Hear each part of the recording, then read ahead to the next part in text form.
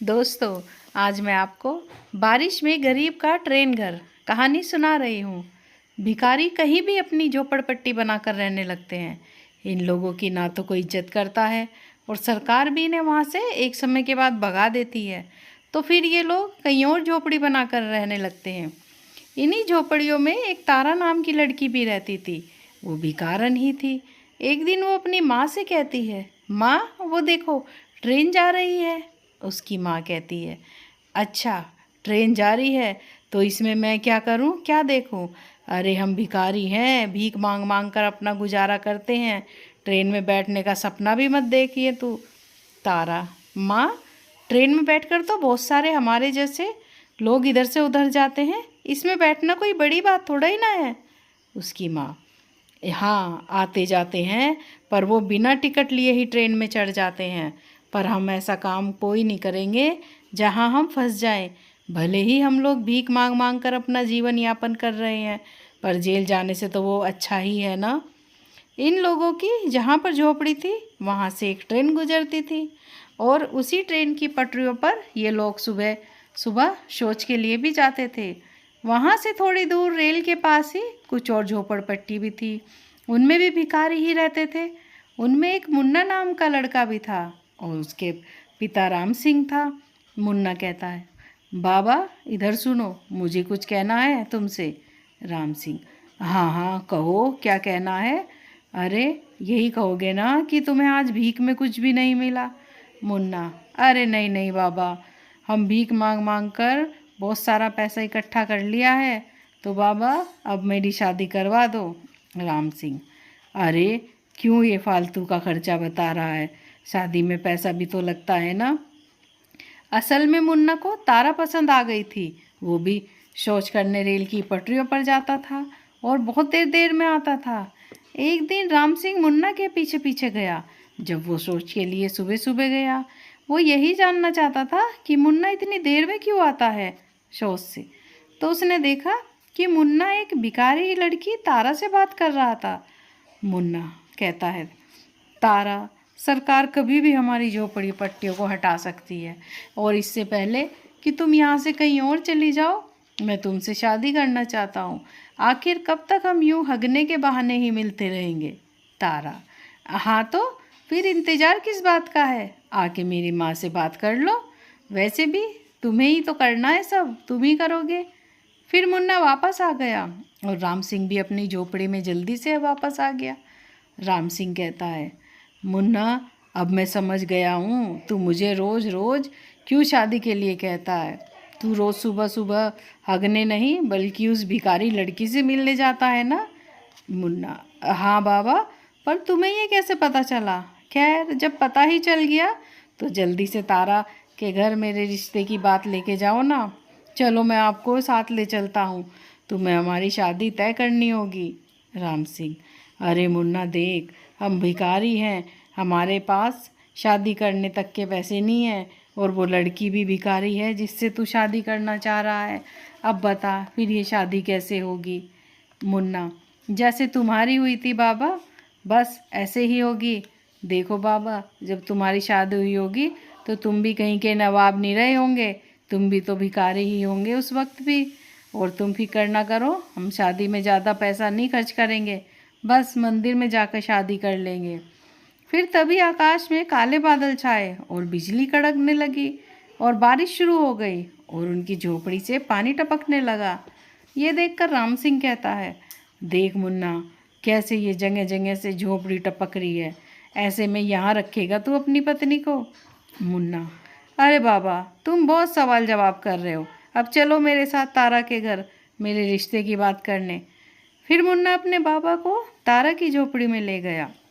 वहाँ उनकी माँ से मिलकर उसकी शादी पक्की कर दी। फिर अगले ही दिन मंदिर में दोनों की शादी करा दी। मुन्ना कहता है, देखो तारा, जैसी भी है बस यही हमारी झोपड़ी है, क्या तुम यहाँ रह लोगी? देखो जगह जगह से पानी भी टपक रहा है। तारा, हाँ हाँ मुन्ना रह लूँगी, मैं कौन सा पहले राजमहल में रहती थी, मैं भी तो ऐसी ही झोपड़ी में रहा करती थी। अरे देखो अब तो बिजली ज़ोर ज़ोर से कड़क रही है, लगता है बारिश तेज़ पड़ने वाली है और अब पानी भी अंदर आने लगा। बरसात का मौसम था तो रोज रोज कई कई घंटे लगातार बारिश पड़ रही थी। अब झोपड़ी में खूब पानी भर गया। बारिश तेज पड़ रही थी तो कुछ ही देर में उनकी झोपड़ी भी टूटकर पानी में बह गई। अब वो दोनों खुले आसमान के नीचे खड़े थे। बारिश तेज हुई जा रही थी।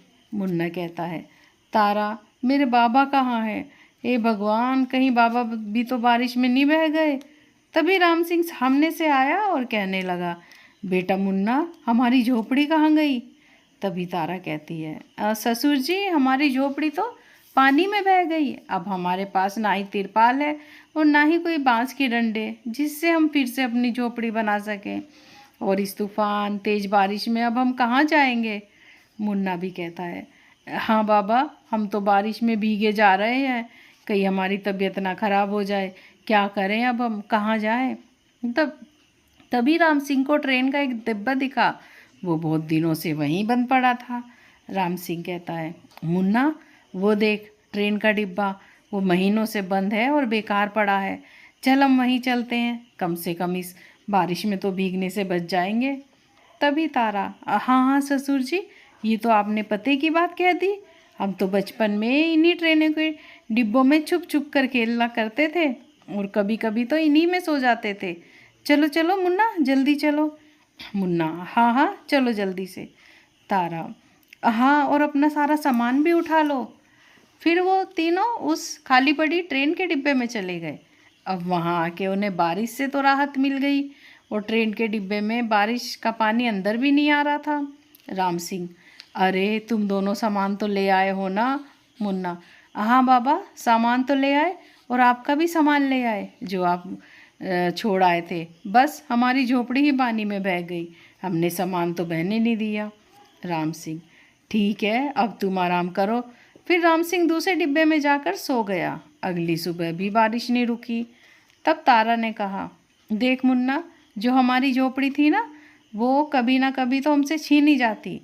तो तब तक हम इस ट्रेन के डिब्बे में रह रहे हैं ना, तब तक इसे अच्छी तरह से करके रहते हैं, इसे अच्छे घर की तरह सजाते हैं। क्यों ससुर जी, मैं ठीक कह रही हूँ ना? राम सिंह, हाँ बहू, तू ठीक कह रही है।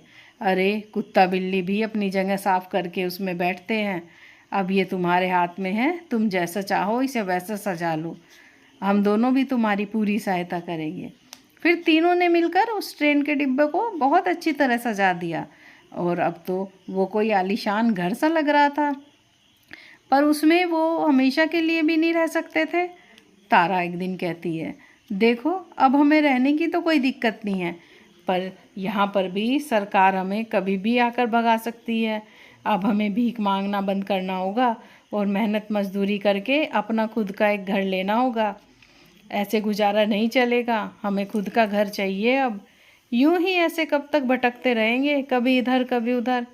ये बात सबकी समझ आ गई और अब उन्होंने सबने भीख मांगना छोड़कर मेहनत मजदूरी शुरू कर दी और 8 महीने लगातार मजदूरी करके उन्होंने एक खेत की ज़मीन खरीद ली, क्योंकि खेत की ज़मीन सस्ती मिल जाती है। फिर कुछ दिनों बाद उस ट्रेन के घर से कुछ सरकारी लोगों ने उन तीनों को वहाँ से भगा दिया। मुन्ना, बाबा, तुम फिक्र न करो, ट्रेन का घर गया तो क्या हुआ? अरे एक न एक दिन तो वो जाना ही था, पर हमने जो खेत खरीदा है ना, हम उसमें एक झोपड़ी बनाकर रह लेंगे। फिर उन्होंने उस खेत में एक झोपड़ी बना ली और उसमें रहने लगे। फिर 8 महीने की मेहनत करके उन्होंने पैसे इकट्ठा किया और वहाँ पर एक पक्का घर बना लिया। अब अपना घर बनाने के बाद मुन्ना उसी झुग्गी झोपड़ी में गया और वहाँ के लोगों को समझाया, जहाँ वो पहले रहता थे, कि भीख मांगना छोड़कर मेहनत मजदूरी करके अपने लिए घर बनाए। मुन्ना उन्हें कहता है, देखो, तुम सब लोगों ने हमारी शादी कराई थी, पहले मैं भी तुम्हारी तरह भीख मांगता था और अब मैं मेहनत मजदूरी करता हूँ और मैंने पैसे जोड़ जोड़ कर अपना पक्का घर बना लिया है। कल से तुम लोग भी मेरे साथ मजदूरी पर चलना और पैसे इकट्ठे करके अपना अपना घर बनाओ। यूँ कब तक दर बदर भटकते रहोगे? ये बात सबकी समझ में आ गई और फिर सब अब मेहनत मजदूरी करने लगे थे। मुन्ना और तारा खुशी खुशी रहने लगे और वो सब लोग भी भीख मांगना छोड़कर अब मेहनत और मजदूरी करने लगे और पैसे इकट्ठे करके सब अपना अपना घर बनाने लग गए। दोस्तों, अगर आपको ये कहानी पसंद आई हो तो like, share, comments and subscribe ज़रूर करें।